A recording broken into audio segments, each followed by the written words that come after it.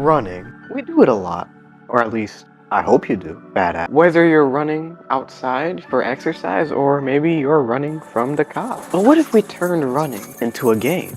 Patrick, your genius is showing.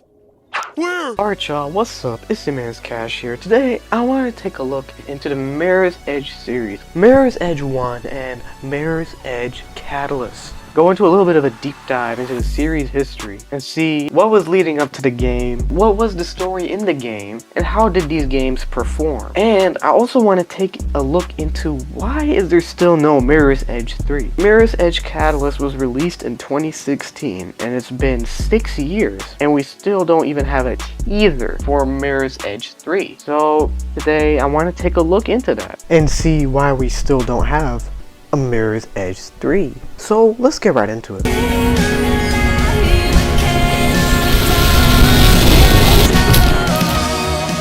So let's start with Mirror's Edge 1, the birth of the series. So how did it come to be? So DICE was developing Battlefield 3 at the time, and a part of the team wanted to try something different. And through some inspirations from certain movies, they settled on making a parkour game that had light first-person shooter elements. And so they made a white box demo that they showed to EA, and eventually EA gave them the green light to start developing this game. Later, they settled onto the name Mirror's Edge. Then, skipping a little bit, on May 13th, 2008, they showed the first trailer for Mirror's Edge, and after some more hyping and some more trailers, on November 11th, 2008, they released Mirror's Edge 1. So what is the story of Mirror's Edge 1? Well, in Mirror's Edge 1, you play as Fate, who is a runner. Now, what is a runner? A runner is basically a mailman. They deliver messages and stuff, but they do it under the government's nose. Now, the plot is basically this guy named Robert Pope. He wanted to run for mayor, but he dies. But then Fate's sister, who is a police officer, gets framed for the murder. So you spend the first half of the game trying to figure out who did the murder. And then eventually your sister gets arrested. So you spend the other half of the game rescuing your sister. Honestly, in my opinion, the story in this game is pretty weak. And I'm not even gonna lie, when I was making a script, I had to go back to Wikipedia to remember the story because I'm not gonna lie, I completely forgot the story. It's clear they weren't really trying to make the story the main focus, and if they were trying to, I'm sorry, but that's a failure. But it looks like they focused a lot more onto the gameplay and the level aspects. So how is the gameplay for Mirror's Edge 1? Well, for 2008, it was pretty good. It was definitely something completely different for its time with really new movement mechanics. And honestly, it is the birth of advanced movement in video games, in my opinion. Like when you see Titanfall 2, when you see Call of Duty Advanced Warfare, I feel like it has all been derived from Mirror's Edge 1. That is the birthplace. However though, playing Mirror's Edge 1 today, a lot of the times the movement is kind of clunky. It's not always doing what you want it to do, but I'm not gonna really hold it against them just because the game was released a long time ago. But let's talk about the combat. The combat is also not that great, I'm not even gonna lie to you. It hasn't aged well. For the physical combat, it's just one button, which is the right trigger. Depending if you're sliding or jumping, it would change the kind of kick that you do. It's not that great.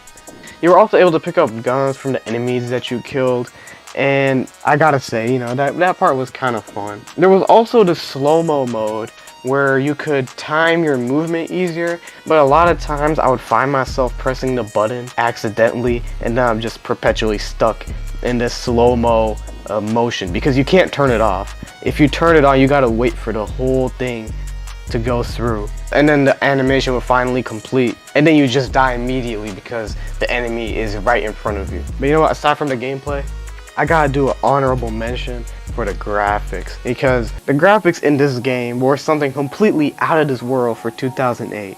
Now, how did they achieve such great graphics for the time when other games were looking like this? Well, they use a thing, I think it's called rasterized shadows, don't quote me on that name, but basically they would pre-render the shadows. The shadows were baked into the game simply because the time of day didn't change in the levels as far as I remember. So it was a pretty easy development trick for them to do. And since the lighting wasn't a really big issue, they were able to focus a lot more of the processing power of the console into the textures of the game rather than having to deal with lighting and shadows and all that. That's why even for today, the graphics in Mirror's Edge 1 still look pretty good. So how did Mirror's Edge 1 perform? What happened to it? Well, nothing bad really happened to the game. It sold 2.5 million copies as of 2013, which, to be fair, after 5 years, it's not that great, but it was okay for its time. And if we do 2.5 million times $50, yeah, it's less than 60, so that I can account for discounts, promotions, price drops, etc, etc. And we get to somewhere between 120 to 130 million dollars in sales. And at this time, you know, EA was still a respectable publisher, so they allowed DICE to start working on a new Mirror's Edge title. Get out of my sight before I cut you up for stew. Faith, I'm not in the mood. Do you have the blueprint? No. And I need a favor. And a new home, from what I hear. So let's get to Mirror's Edge Catalyst. On June 10th, 2013, DICE showed a teaser trailer for Mirror's Edge Catalyst, and then in 2015 they showed an official trailer with the release date being February 2016. However, later they would end up delaying it to June 7th, 2016. Between the first trailer and the release date, they were building up hype. They showed more trailers. They also released this comic book series called Mirror's Edge Exordium, which I would recommend. It's pretty good. It's not amazing. I'm pretty sure it's for free online somewhere. It's a decent read. And then finally, in June 2016, it was released. So what is the story for Mirror's Edge Catalyst? Well, Mirror's Edge Catalyst is a reboot from Mirror's Edge 1. So y'all can stop asking me on the subreddit every single day. Essentially, the story is completely different from the first game. However, the concept of being a runner is still relatively the same. So the game starts with you, Faith, being released from prison from events that happened in the comic book series. So basically, you're waiting for your bus, and then this other runner comes in and gets you out of there because guess what? That bus actually goes to a concentration camp. So basically you're running around evading the police. You eventually get back to the runner's lair and you're greeted by the leader of the cabal, Noah. Now later Noah gives you a job, which is to go into this building over here and steal something for another company. Now companies, what do you mean by companies? Well, basically the country that the game is set in is controlled by a select few companies called the conglomerate. These people pretty much run the entire country. There is no like people's representation, democracy, none of that. It's basically oligarchy. And sometimes, you know, these companies gotta do stuff under the radar. And so they'll hire runners to do stuff for them. So basically, you know, Faith is doing her job, getting the thing, whatever, and then she sees a very sus person, an imposter, if you will. And her curiosity makes her go and just check it out because that is totally a great idea. She checks it out and turns out it's a spy from a rival country called Omnistat. He's out here, you know, trying to steal some stuff, but then he gets caught by the leader of the country himself.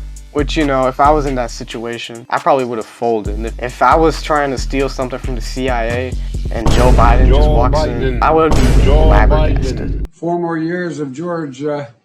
And so basically the leader walks in with his daughter, and his daughter is apparently a black belt jiu-jitsu whatever because she absolutely bodies the spy even though the dude had a machete in his hand. So basically after they body him, they're looking for the hard drive that he tried to steal. And then Faith decides that it's a good idea to steal the hard drive right in front of them while they all saw her face clearly.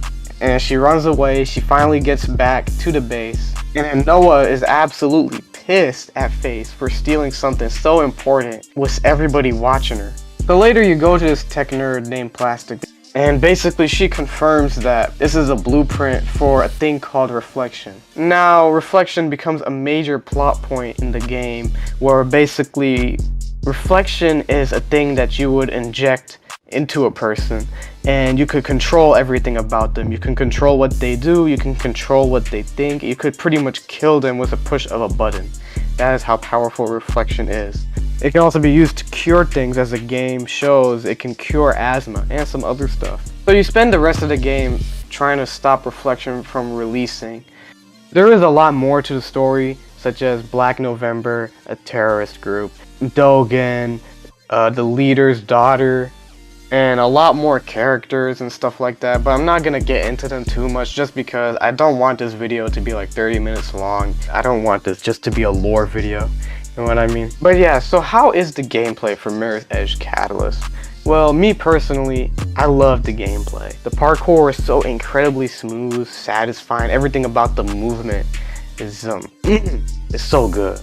However, the combat, once again, it's kind of stale. For 2016, it is kind of stale. There are no more guns, so you can't shoot your way out of encounters, which I think was a good thing.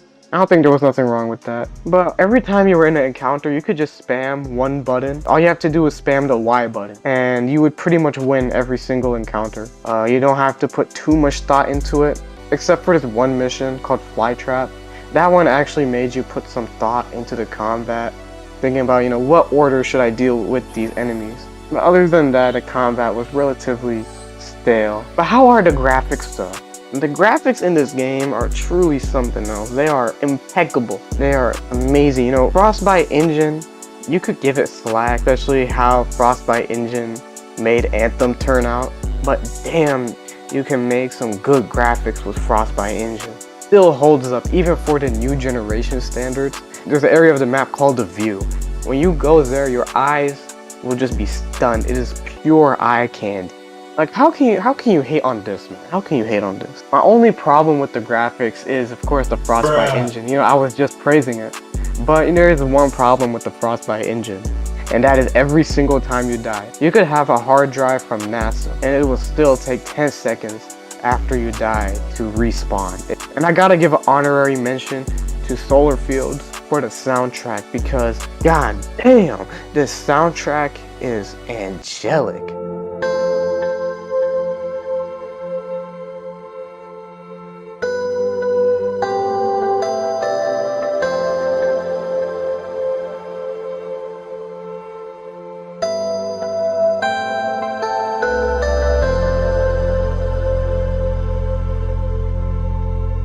The ambient soundtrack is great, and the soundtrack in the last level, the Shard, is just...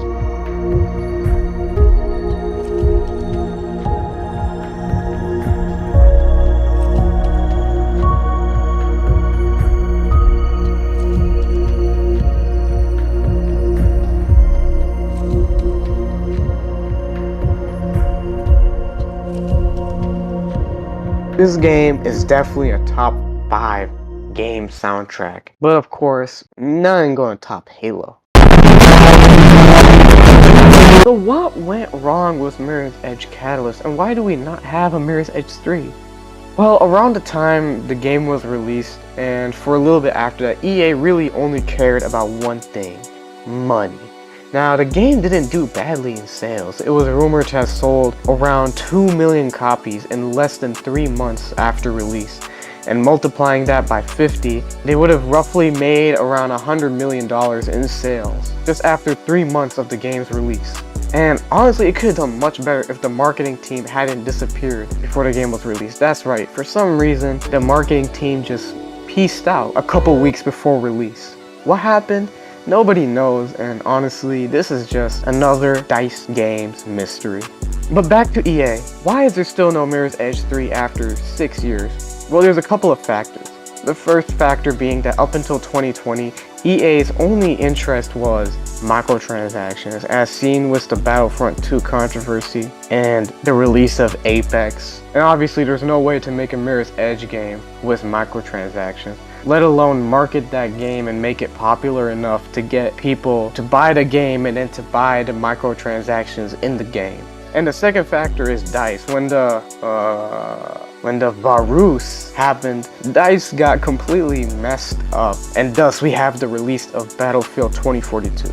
EA put like 10 studios to work on this game, and it still came out horrendous. Thus, if there were ever any plans for a new Mirror's Edge, they would have undoubtedly been delayed indefinitely. And also, the new head of DICE said that the studio has no time for projects such as Mirror's Edge, so you know, there's that. So is there hope? Well, maybe. Recently, EA formed a new studio called Ridgeline Games, created as a second studio for Battlefield that will focus on making the campaigns for Battlefield, while DICE focuses on the multiplayer. So this could potentially mean that DICE has more time for non-Battlefield projects, such as, Mirror's Edge, maybe. Come on, guys. But of course, that's just speculation, and let's be real, that's probably not happening. So yep, keep crying, guys. But alright y'all, that's the end of the video. Big shout out to Mirror's Edge fan and Bicycle for making this little timeline here, and for making this amazing archive of everything Mirror's Edge. It has like leaks, old websites, tons of pictures, everything Mirror's Edge related. So be sure to check that out if you're interested. All the credits for the cutscene footage and for Mirror's Edge 1 gameplay will be in the description. But yeah, be sure to hit the like button, be sure to hit the subscribe button, and I'll see y'all in the next one. Peace.